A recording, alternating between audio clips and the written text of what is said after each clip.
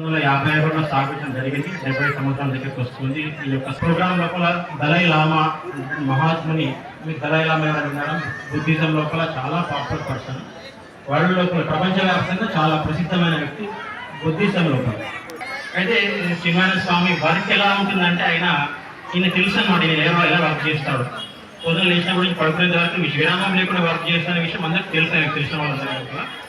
So అడిగాడంట, ఏంటి స్వామి మీరు ఎప్పుడు పని పని పని అంటారు, ఏంటి కొంచెం రెస్ట్ తీసుకోవచ్చు కదా.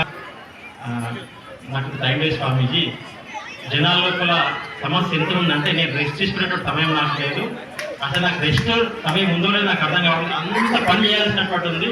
కాబట్టి నా లోపల ఎలా ఉందంటే నాకు రెస్ట్లెస్నెస్ వచ్చింది ఒకటి. అంటే మీ రెస్ట్లెస్నెస్ అనేది నెగిటివ్ కూడా ఉంటుంది అనమాట. రెస్ట్లెస్నెస్ అంటే ఏదో చేయాలనుకోవడం, ఈ రజస్ యొక్క ప్రవృత్తి అంటారు. అంటే ఏంటంటే ఉదాహరణ, ఎవరైనా గెస్ట్ ఇంటికి వెళ్ళాము, శుభమాని కూర్చోమని చెప్తే కూర్చుంటారా? అంటే మనసు రూపాయలు ఏదో ఇక్కడ ఏమేమి అక్కడ చూస్తుంటాము, ఏదో మాట్లాడాలి, ఏదో చెప్పాలి, ఏదో చేయాలి, కలుగుతూ ఉంటాయి, ఏదో జరుగుతుంటుంది, ఆలోచనలు వస్తుంటాయి. మనం సాత్వికంగా ఉండలేము, మ్యాక్సిమం ఉండలేము, ఏదో పుత్ర కాలంలో తప్ప, సంధ్యా సమయంలో తప్ప మిగతా సమయంలో ఉండలేము అన్నమాట. అది నెగిటివ్గా మనం చెప్తూ ఉంటాం దానికి సంబంధించి. కానీ గురుదేవులు ఎలా చెప్పారంటే ఈ సేవ అనేటటువంటి దాన్ని కూర్చొనివ్వడం లేదు, పొద్దున 4 గంటల నుంచి రాత్రి 11 గంటల వరకు నన్ను ఎక్కడ కూర్చొని ఏదో చేయాలని పురుగొలుపుతూ ఉంటుంది అని చెప్పారట ఆయన.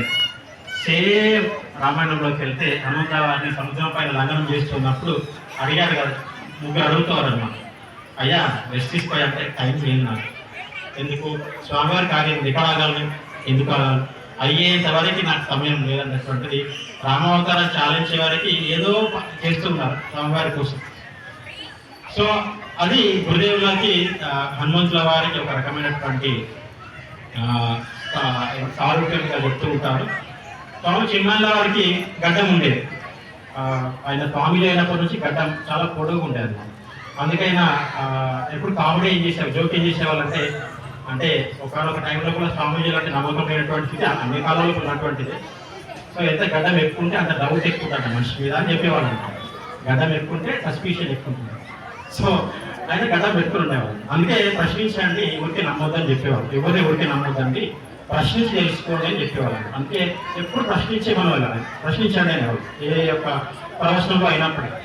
సో ఒకసారి ఆయన భక్తురాలు ఒక ఆమె అంజలి సింగ్ అని ఒక ఆమె ఉంది, చాలా క్లోజ్ అనమాట. గురుదేవుల దగ్గరికి వెళ్ళడానికి భయపడేవాళ్ళు, కానీ దగ్గరికి వెళ్ళి స్వామి గడ్డం ఎందుకు ఉంది మీకు, అసలు తీసుకోవచ్చు కదా అని అంటారు. తీసుకోవచ్చు కదా, ఎందుకు మీ గడ్డము అంటే ఆయన వద్దు అన్నాడట. ఏం చెప్పలేదు. తర్వాత ఏం తెలిసిందంటే ఒక దెబ్బ తగిలిందంట బాగా చిన్నప్పుడు, ఒక కట్టలాగా ఉందంట ఆయన కట్ట.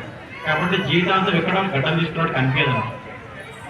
ఇది ఎలా చెప్తారంటే, ఎందుకో నాకు హనుమంతవారు గుర్తొస్తారని చెప్తారన్నమాట. తర్వాత అంటే ఉన్నప్పుడు నేను గుర్తు చేయలేదు, కానీ ఎందుకో హనుమంతవారి గుడికి కలిగింది కదా, ఏమైనా అంశ గురువులో వచ్చిందా ఆ గురువులో కూడా అని చెప్తారన్నమాట. హనుమంతవారి గుడి ఇక్కడ ఒక కట్టు మనకు కనిపిస్తుంటుంది, హనుమ అంటాం కదా ఇక్కడ, హనువులు. ఆ యొక్క సారూప్యం కూడా గురుదేవులకి హనుమంతవారికి చెప్పడం జరుగుతూ ఉంటుంది భక్తులైన వారు. ఆ విధంగా 105వ జయంతి చేసుకోవడం జరిగింది ఈ యొక్క సంవత్సరం. ఆ యొక్క హనుమాన్ జయంతి కూడా చేసుకుంటూ ఉన్నాం. హనుమంతవారు అంటే గురువుగా మనం చూస్తూ ఉంటారు, పరమాత్మతో అనుసంధానం చేసినటువంటి మీడియేటర్గా మనం హనుమంతవారిని చూస్తూ ఉంటాము. హనుమంతుడు రామాయణంలో మాత్రమే జరిగినటువంటి విశేషం ఏంటంటే, రాముల వారు నేను దేవుని చెప్పుకోలేదు, హనుమంతవారు నేను దేవుని చెప్పుకోలేదు, ఇద్దరు చెప్పుకోలేదు. హనుమంతవారు నేను సేవకుడు అన్నారు, రాముల వారు నేను దశరథ పుత్రుడిని అన్నారు. ఆత్మానం మానుష్యం అన్ని, ఆత్మానం మానుష్యం అన్ని. ఎవరయ్యా నువ్వు అంటే నేను దశరథ పుత్రుని, మామూలు మనిషి, మీరైనా దేవుడు అంటారు, ఆయన అంటాడు. ఆయనగా మనం ఎందుకు పూజిస్తున్నాం? మరి పొద్దున కూడా ఈ ప్రస్తావన తెచ్చుకున్నాను, ఒక మనిషిని దేవుళ్ళగా పూజిస్తున్నామంటే నోటితో చెప్పుకునేది కాదు, అందరికి అనిపించాలి. జనబాహుల్యం లోపల కామన్ కాన్షియస్నెస్ అంటామన్నమాట. అందరి లోపల థాట్ వస్తుంది, ఈయన మామూలు వ్యక్తి కాదు. అంటే మనకు గొప్పలు ఆత్మస్థుతి చేసుకోవడం కాదు, ఆయన ఉన్నంత వరకు ఎప్పుడని చెప్పుకోలేదు. కానీ ఎవరైతే ఆయన లోపల దివ్యమైన గుణాలు, ఈ యొక్క గుణాలు ఎక్కడా కనిపించలేదు, ఈ లోపల కనిపిస్తూ ఉన్నాయి అని తీర్మానించి ఈయన ఆరాధించాలి, షోడశోపచార పూజ చేయాలి, ఈయన మామూలు వ్యక్తి కాదు అని చెప్పి తీసుకొచ్చారనమాట. రాముల వారికి విష్ణువంశ రాముల వారి, తర్వాత రుద్రవంశ హనుమంతుల వారి. కాబట్టి కీర్తి మనం కోరుకోవడం కాదు, కీర్తి అనేటటువంటిది అది భగవంతునికి ఇవ్వాలనేటువంటి విషయము భగవంతుడు ఇవ్వాలి. అది గుర్తిస్తే ఆటోమేటిక్ వస్తుంటుంది. సేవ లోపల కీర్తి నేను నా పని చేస్తాను, కీర్తిని స్వామివారికి వదిలేస్తాను అన్నప్పుడు ఆ యొక్క సాత్వికమైనటువంటి శాశ్వతమైన కీర్తి వస్తుంది ఆ వ్యక్తి లోపల.